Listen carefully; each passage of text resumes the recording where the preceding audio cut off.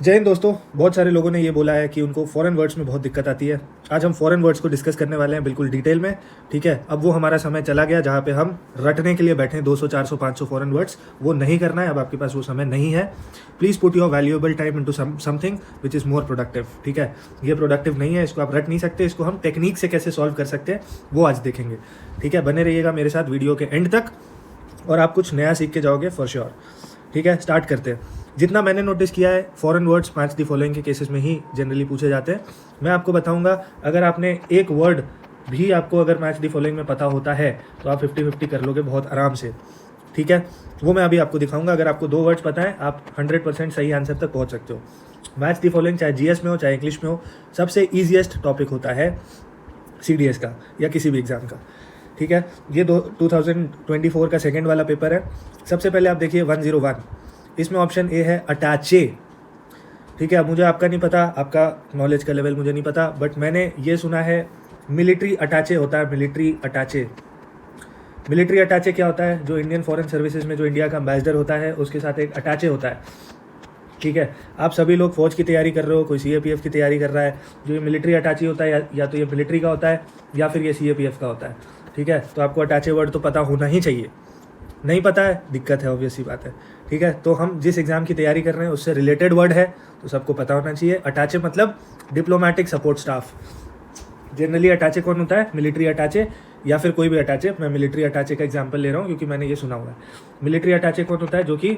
जो आईएफएस या जो इंडिया का एम्बेसडर होता है फॉरेन में, उसके साथ एक अटैचे होता है जो कि उसके मिलिट्री वाले जो भी काम होते हैं वो देखता है। तो ए का 3 हो गया, तो ए का 3 या तो ये होगा या तो ये हो गया, ये दोनों एलिमिनेट हो गया।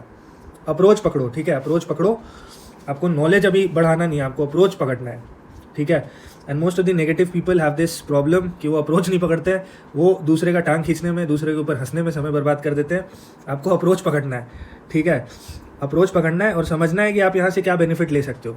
ले सकते हो, अच्छी बात है। नहीं ले सकते हो, हज़ारों लाखों वीडियोज़ अवेलेबल है, देखो, एन्जॉय करो, नेटफ्लिक्स करो, चिल करो, कोई सीन नहीं है। ठीक है, it is your future, you have to build it. मैं आपको अप्रोच बता सकता हूँ। अटैचे मतलब डिप्लोमेटिक स्टाफ, तो ये दोनों मेरा एलिमिनेट हो गया। तो मैं 50-50 पे तो आ गया हूँ। Even if I don't know about the other 3 I can still take a chance and my probability of being correct will be 50%। ठीक है, माई प्रोबेबिलिटी इज 50%, या तो मैं सही होऊंगा या गलत होऊंगा, 50% है, जो कि बहुत हाई एक्यूरेसी होता है। अगर आपको एक और वर्ड पता है इसमें से तो आप 100% पे आ जाओगे। अब देखो बी या तो 1 होगा या 4 होगा। तो बी में देखो एपर्टिव, न्यू एंड एक्सपेरिमेंटल, या फिर a drink just before a meal. कौन सा आपको ठीक लग रहा है?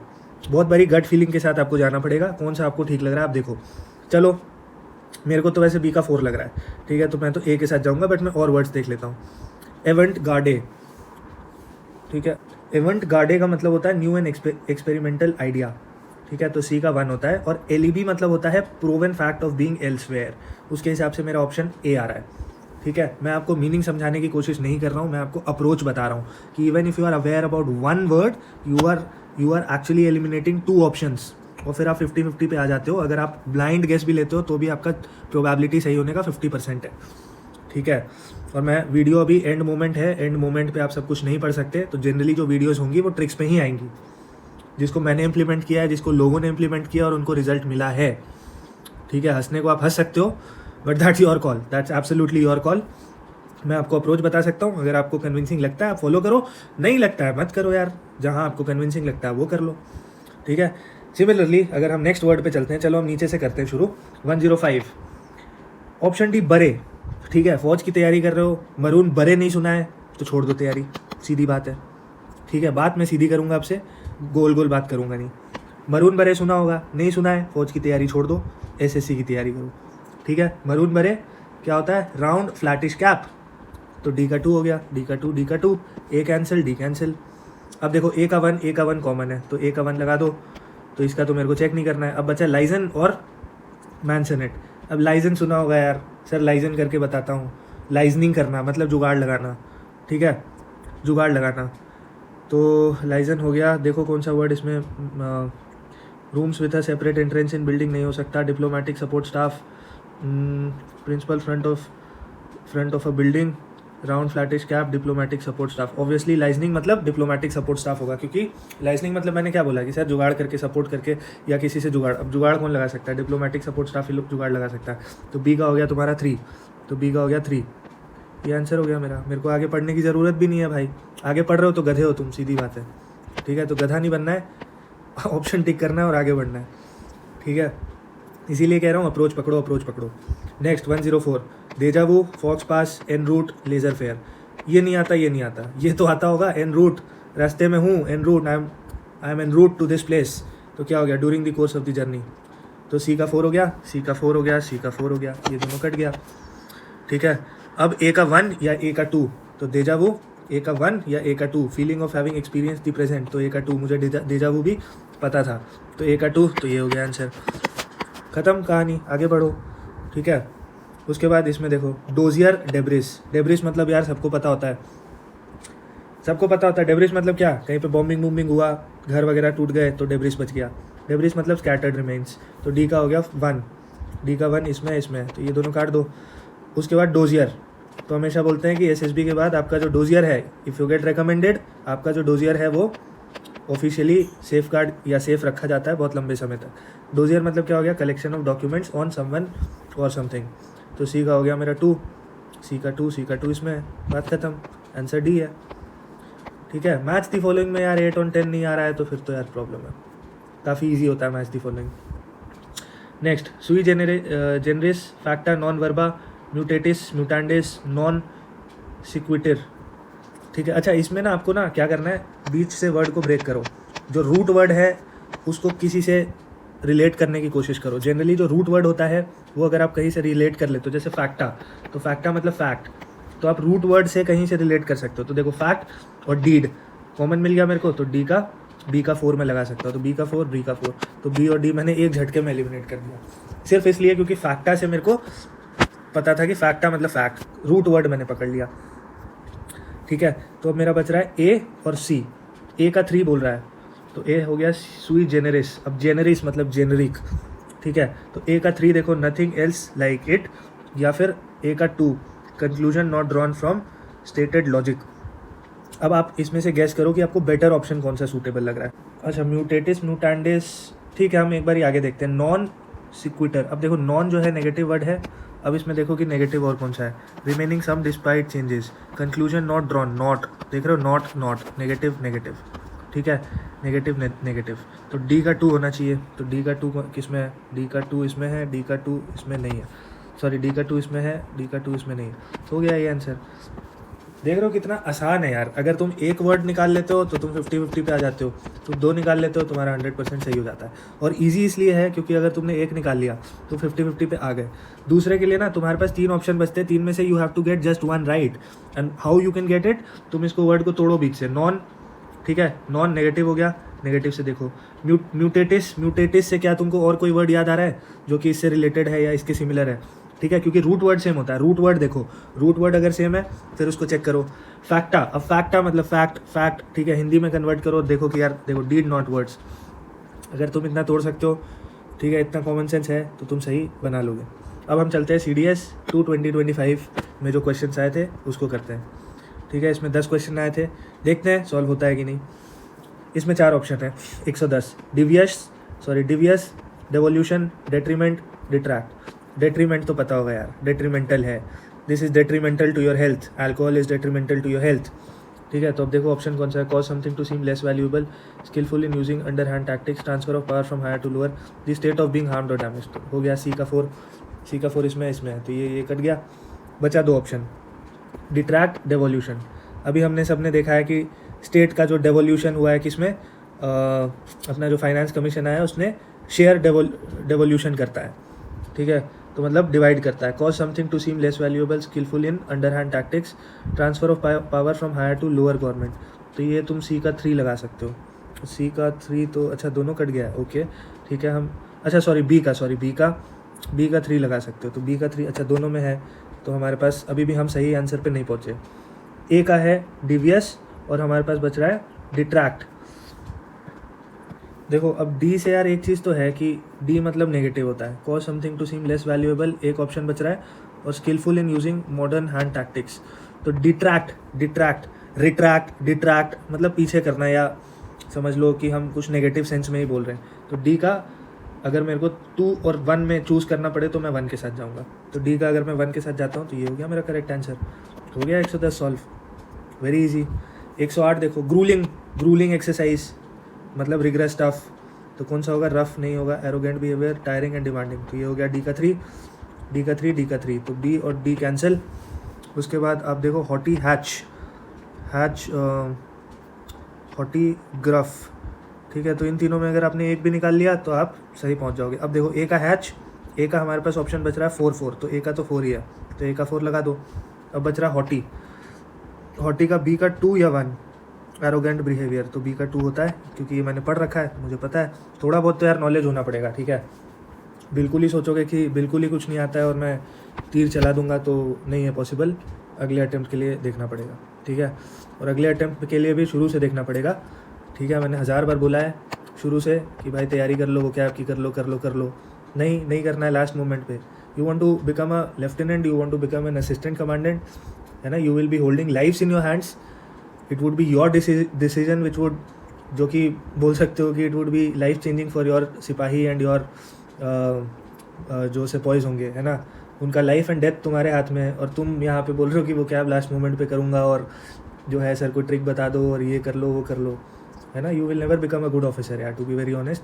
सो if you are serious enough, if you are serious enough for this goal, start preparing from the first day itself, और एल्स लीव इट, ठीक है। सब लोग सब कुछ करने के लिए नहीं बने हुए। You are meant for maybe something great, और you are meant for maybe something not as good as this, ठीक है।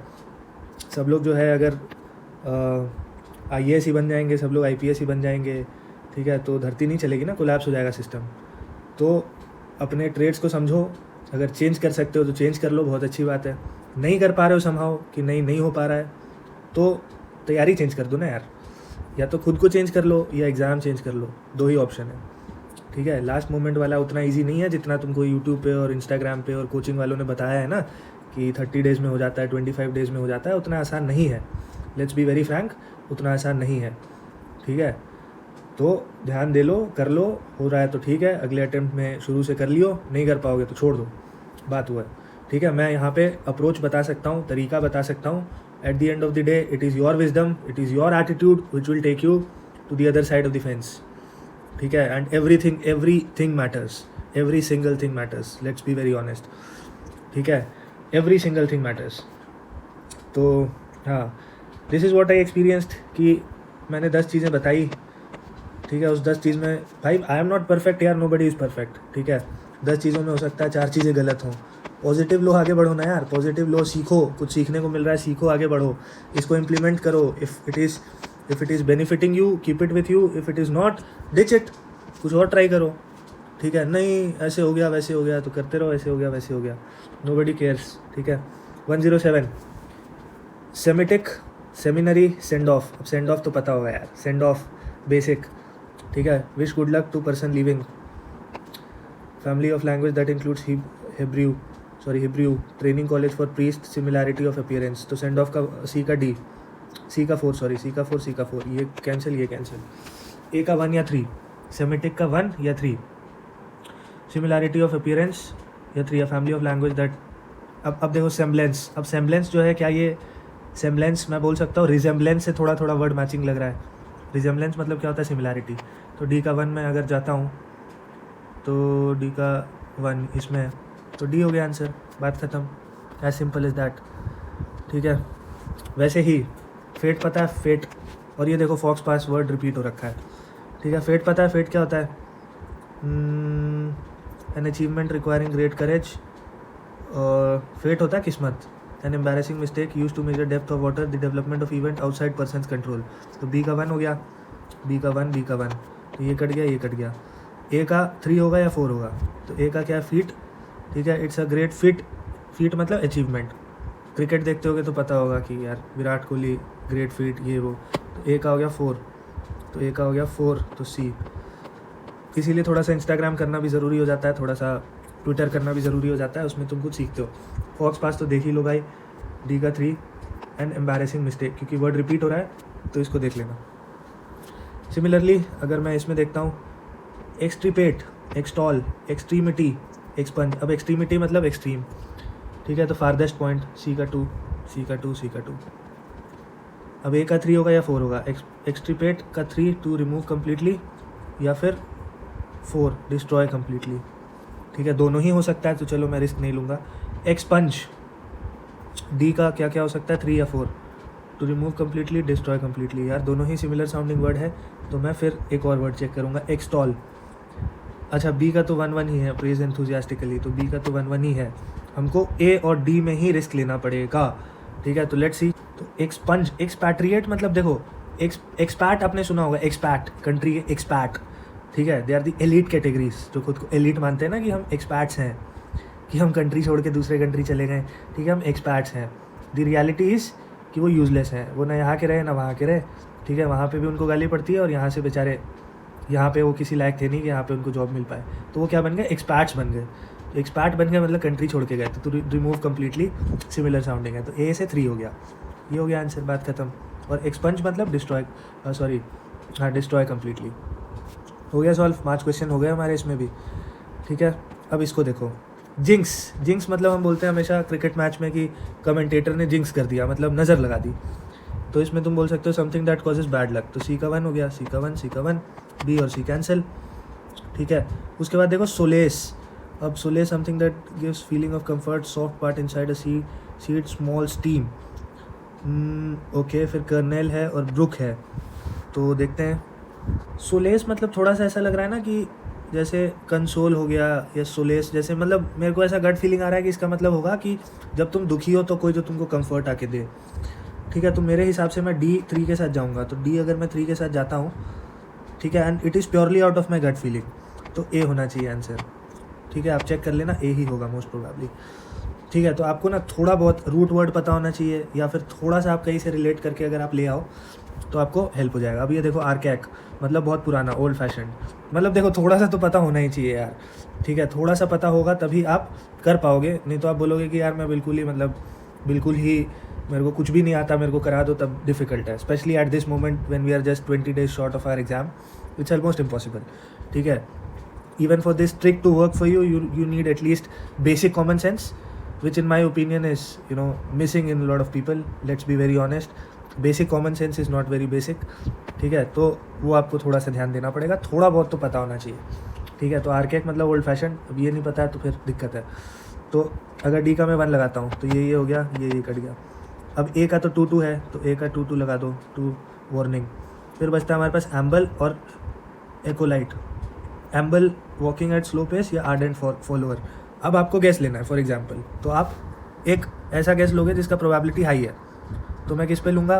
एम्बल मतलब मुझे हल्का हल्का ऐसा गट फीलिंग आ रहा है कि कुछ मूवमेंट से रिलेटेड है, मूवमेंट से, तो मेरे को यहाँ पे वॉकिंग एट स्लो पेस दिख रहा है, तो बी का मैं 3 के साथ जाऊँगा गट फीलिंग के हिसाब से, तो सी हो गया आंसर, ठीक है।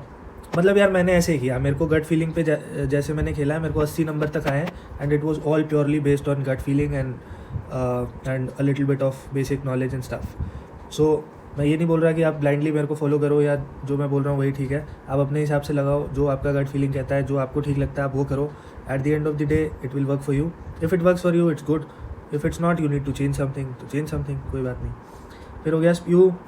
अच्छा ये करते हैं, एक सेकेंड,